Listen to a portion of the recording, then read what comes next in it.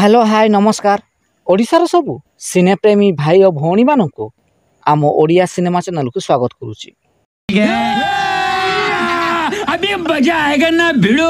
आज कथा हवा सिद्धांत महापात्र एवं रचना बानार्जी अभिनीत सुपरहिट सिनेमा नारी भी पिंधि पारे रक्त सिंदूर केउ हिंदी सिनेमारू कॉपी होईची। 1988 मसीह रिलीज होइतिला एक हिंदी सिनेमा जार ना रही खून भरी मांग। एही सिनेमाटी से समय रे सुपरहिट होइतिला।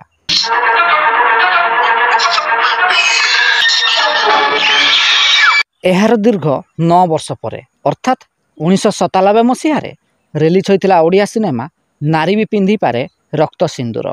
एही सिनेमा को निर्देशना देइथिले हर पट्टनायक, संगीत निर्देशना देइथिले मनमोहन मिश्र। एही सिनेमार मुख्य भूमिका रे सिद्धांत महापात्र, रचना बानार्जी, हर पट्टनायक प्रमुख अभिनय करथिले। एही सिनेमाटी मध्य सेही समय रे सुपरहिट होइतिला।